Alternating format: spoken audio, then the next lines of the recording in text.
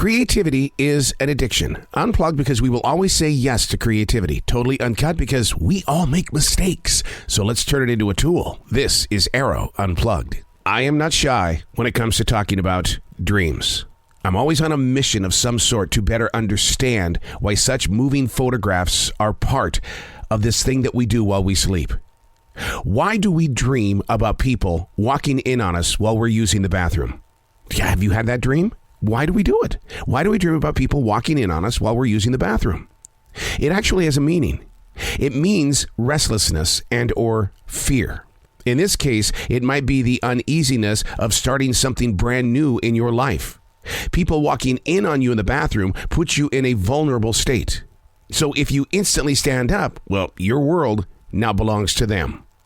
If such a dream points to the unspoken fears, the next question in the real world where we are right now would be, what is toying with your anxiety? How can you deal with it without real people standing around watching or judging you? I had a program director in radio once tell me, if you don't learn to ignore people watching and creating distractions, I will never see you as a real professional. It changed my life. And the reason why he made that important was because when you're out on the street, the world is constantly moving through you. And no matter what you're talking about on air, if the distractions get in the way of your thought of reaching listeners, then I can understand what he said. You're not a professional. When I podcast in public at different movie premieres and or restaurant patios, I go into those interviews. They have no idea who I'm talking with. And if I allow their distractions to get in my way, therefore I allow that to become the story and not the real reason why I'm there. Your dreams, they give you an opportunity to ask questions. And when you ask those questions, you now have permission to question the answers. Have you had such a dream of people walking in on you in the bathroom? I thought it was kind of odd that in this particular dream, people were having this conversation as if nothing was going on. They couldn't smell anything. They weren't judging the guy on the pot. What they were doing, they were trying to find answers to their own personal questions. So I woke up, jotted down as many notes as I could because I needed to know what that moment was all about. Now, as I begin this day, I have something, a tool of sorts, to take with me if I'm confronted by something that raises my anxiety or creates a new fear. Hey, it's Arroe. This is The Daily Mess, a chronological walk through an everyday world. I am a daily writer. It's stuff like this that I know that I am not the only one moving through these storms and or these victories. It's time to start talking about what is tucked inside your heart. This is The Daily Mess. Changing the subject. It's an everyday occurrence.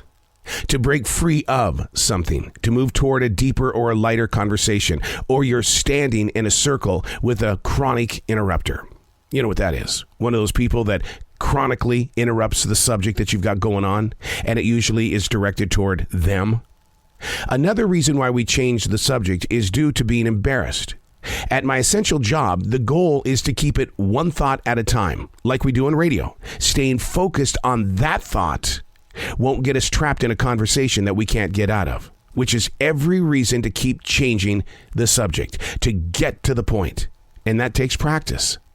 I use it as a tool during my podcast interviews. Instead of being weighed down with subject-changing questions, it becomes a physical act of locating interest in what they're sharing, making statements and offering thoughts that enhance the very short time that we're together. Changing the subject. Dreams that create questions. And learning how to stay focused so you don't have to change the subject. I brought both of them together today, and the reason being is because we will walk away from anything that means change in our personal lives. We will change the subject because we don't want to deal with the personal changes. But when it gets inside our dreams, all of a sudden your subconscious mind is saying, I think we need to pay attention here, and I'm not going to change the subject. I'm Arroe, and that's The Daily Mess.